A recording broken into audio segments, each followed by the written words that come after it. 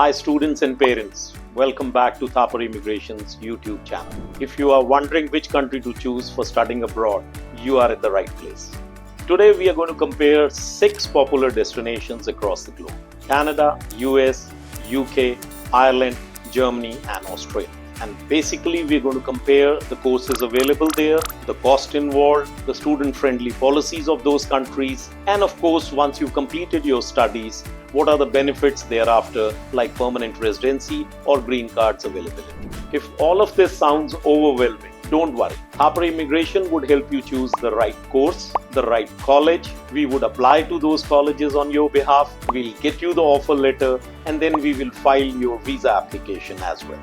And all of this is free. We are associated with over 1800 institutions across the world. We've got you covered. So the first thing that you need to check is कि जिस course में आप पढ़ने जाना चाहते हो, क्या वो इन कंट्रीज में अवेलेबल भी है या नहीं? So luckily the answer is yes. In 6 countries में most of the courses cover होते हैं. Across the spectrum cover होते हैं. चाहे आप IT में जाना चाहते हैं, IT में डेटा एनालिस्ट करना चाहते हैं, AI में जाना चाहते हैं और कोई प्रोग्रामिंग करना चाहते हैं, आप MBA करना चाहते हैं, आप क्रिएटिव आर्ट्स में जाना चाहते हैं या आप शेफ बनना चाहते हैं, तो इन 6 कंट्रीज में सब जगह पे बहुत कॉलेजेस हैं जिसमें आप ये सब कोर्सेज कर सकते हैं. Are these countries inviting Indian students? अब हमने तो सोच लिया कि इन 6 कंट्रीज में हम जाएंगे, पर क्या वो कंट्रीज भी हमें वेलकम कर रही हैं या नहीं? सोशल मीडिया पे आपने बहुत बज़ सुना होगा कि शायद इंडियन स्टूडेंट्स को अब ये कंट्रीज वेलकम नहीं कर रही, पर ऐसा बिल्कुल भी नहीं. अभी तक फाइनल डेटा तो नहीं आया है, लेकिन सितंबर 2024 इनटेक इन इटसेल्फ में 2,50,000 से ज्यादा एप्लीकेशन सिर्फ कनाडा ने अप्रूव की हैं international students. So that means process on है, उसमें किसी भी किस्म की कोई रुकावट नहीं. ऑफ कोर्स हर कंट्री के अपने लॉज और प्रोसेस हो सकते हैं. इन कंट्रीज को स्किल्ड प्रोफेशनल्स की हमेशा जरूरत रहती है. सो ये विन विन है and this process will continue.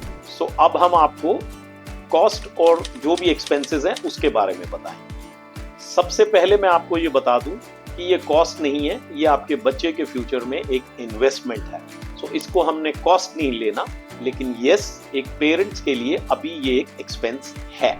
Here is a breakdown of your expense in various countries, starting with Canada.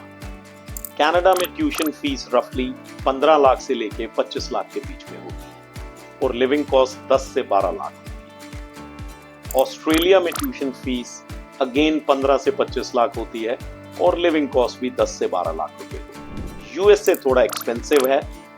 वहां पर वैसे तो लो कॉस्ट भी मिल जाते हैं कॉलेजेस, बट अगर आप एवरेज देखेंगे तो वो 25 लाख से शुरू होके 40 से 50 लाख तक जाता है और वहाँ लिविंग कॉस्ट भी ज़्यादा है, वो 15 से 20 लाख तक जाता है. यूके और आयरलैंड में अगेन ट्यूशन फीस 15 से 25 लाख के बीच में है और लिविंग कॉस्ट 10 से 12 लाख है. जर्मनी में अफोर्डेबिलिटी वाली यूनिवर्सिटीज़ भी हैं और कई पब्लिक इंस्टीट्यूशंस भी हैं जहाँ पर ट्यूशन फीस या तो फ्री है या बहुत लो है, लेकिन उनकी एलिजिबिलिटी क्राइटेरियाज बहुत डिफरेंट होते हैं और सबको वहां एडमिशन नहीं मिलता.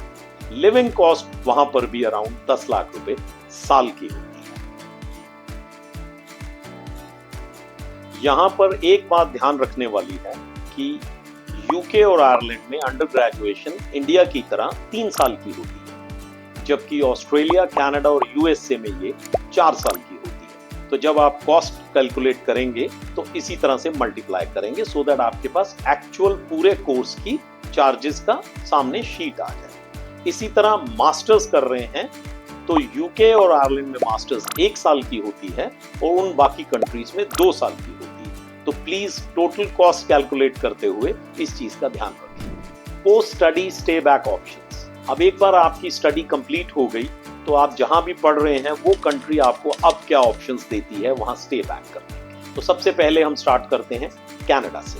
वंस कनाडा में आपने अंडर ग्रेजुएशन या पोस्ट ग्रेजुएशन कंप्लीट कर ली तो अप टू 3 इयर्स आपको post graduate work permit Canada provide करता है. इसमें आप फुल टाइम काम कर सकते हैं और आगे अगर आप एलिजिबल हैं तो आपकी परमानेंट रेजिडेंसी भी.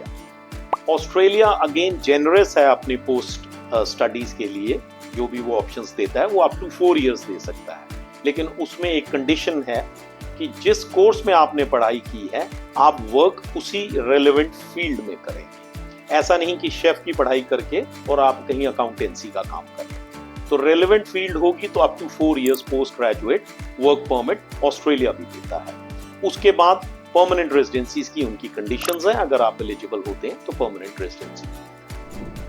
यूएसए में स्टेम ग्रेजुएट्स जो हैं, स्टेम होता है साइंसेस, टेक्नोलॉजी, इंजीनियरिंग और मैथमेटिक्स, जो स्टेम ग्रेजुएट्स हैं वो अप टू 3 इयर्स उनको ओपीटी वीजा मिल जाता है, लेकिन ग्रीन कार्ड या उसके बाद फर्दर जो वीजाज हैं वो यूएस में थोड़े टफ है। यूके अब 2 साल का पोस्ट स्टडी वर्क वीजा देता है जिसमें आप फुल टाइम काम कर सकते हैं, और उसके बाद आपको वो स्किल्ड वर्कर वीजा की तरफ ट्रांसफर कर देता है। और देयर आफ्टर अगेन अगर आपकी एलिजिबिलिटी है तो वहां पर परमानेंट रेजिडेंसी नहीं होती, उसको इनडेफिनिट लीव टू रिमेन कहते हैं, ILR, वो मिल जाता है, लेकिन उसके लिए कम से कम 5 साल आपको वहां वर्क करना होगा। आयरलैंड आपको 2 साल का स्टे बैक देता है, लेकिन सिर्फ स्टेम ग्रेजुएट्स को, और उसके बाद उनका क्लियर पाथवे है टुवर्ड्स वर्क परमिट और इवेंचुअली लॉन्ग टर्म रेजिडेंसी कहते हैं वो लोग परमानेंट रेजिडेंसी को, आपको वो प्रोवाइड कर देता है। जर्मनी में आपको 18 महीने का स्टे बैक मिलता है, 18 मंथ स्टे बैक वीजा होता है, वो जॉब सर्च के लिए होता है। आपने अपनी रेलेवेंट फील्ड में अगर आपको जॉब मिल गई है तो आप वहां स्टे कर सकते हैं, वो उसको वो वर्क वीजा में कन्वर्ट कर देते हैं। और अगेन अगर आप उसके बाद एलिजिबल हैं तो आपको ब्लू कार्ड मिल जाता है जो पूरे यूरोपियन यूनियन के लिए वैलिड होता है, जिसको वो परमानेंट रेजिडेंसी कहते हैं। Return on investment. So is studying abroad worth the investment? Absolutely.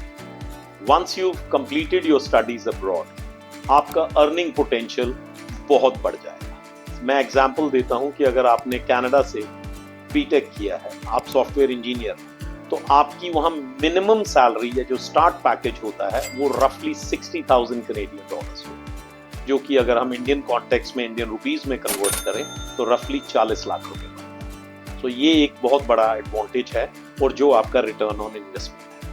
Not only this, इसके अलावा आपका जो एक्सपोजर होता है, जैसे आप ऑस्ट्रेलिया में पढ़ने गए हैं तो ऐसा नहीं होगा कि ऑस्ट्रेलिया में एक ऑस्ट्रेलियन बैठा है क्लास में और एक इंडियन बैठा है क्लास में, या सिर्फ ऑस्ट्रेलिया और इंडिया से ही लोग गए होंगे, वहां दुनिया भर की नेशनैलिटीज के लोग आए होंगे। तो जो आपको ग्लोबल एक्सपोजर होगा, जो आपका एक्सपीरियंस होगा, जो आप लर्न करेंगे इतनी नेशनैलिटीज से, वो इनवैल्यूएबल है।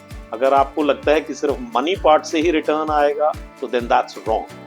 Your exposure and whatever you gain through the experiences is invaluable. To sum up, I hope this gives you some clarity in helping you choose the right country for your study abroad journey. If you are still confused, don't worry. Thapar Immigration is there to help you, and our team would assist you not only in finding the best college for you, the right country for you. We'll help you in your application to the colleges. We'll help you with your visa filing, and everything would come free of cost. If you still have doubt, click the link in the description to schedule a free consultation. Thank you for watching this video. If you liked it, please subscribe and share.